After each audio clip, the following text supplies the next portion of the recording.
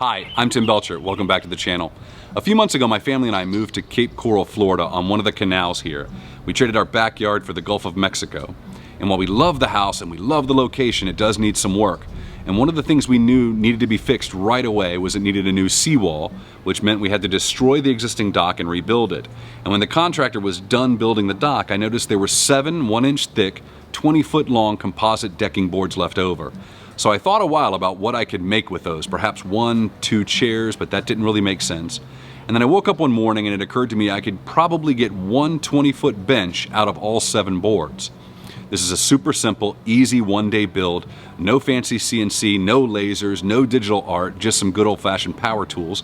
And for me, most importantly, this was a project I could do with my son Tristan. So a 20-foot long composite bench, a father-son one-day build. This is how I made it.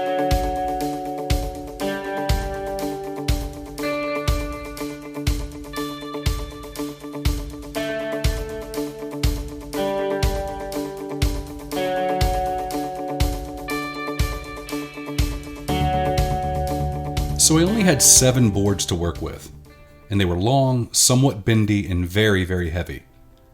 I wasn't sure of the design, but this is what popped into my head.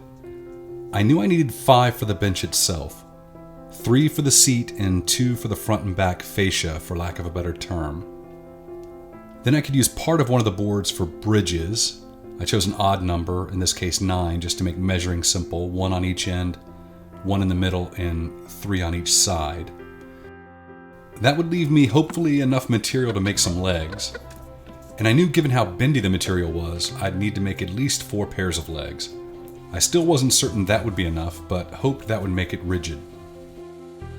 I took 2 of the boards to the shop to quickly cut my 9 bridges, and these were simply measured to fit between the 2 sides and provide a little room for both the gaps between the boards and to provide a little bit of an overhang front and back. I couldn't go crazy with the leg design. I didn't have that much material left. I cut 8 pieces from the remaining material about 20 inches long. Then I decided to split those pieces on the diagonal. I could combine those diagonals to create one tapered leg out of each piece. Now with normal lumber, I could have just flipped both sides up and attached them to make one cornered angled leg. However, these composite boards have one side with a faux wood grain, with the other side plain.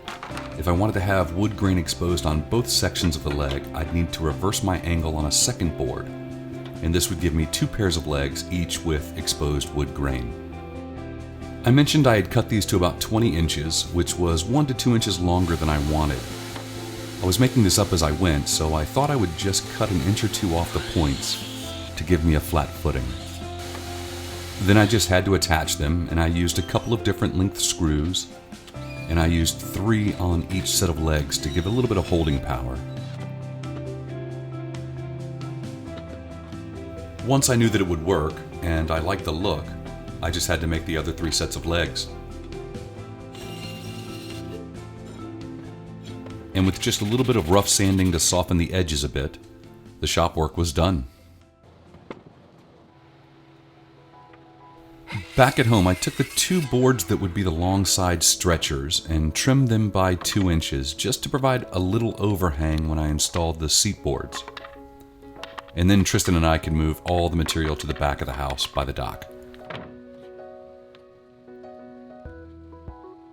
The bench is going to sit on this concrete seawall cap, and so we can use that as a reference surface to put it together. We did the ends first, and then we'd take our time to measure for the center of the next piece. Tristan would help me hold things in position while I drove the decking screws, and then help me measure out the next location.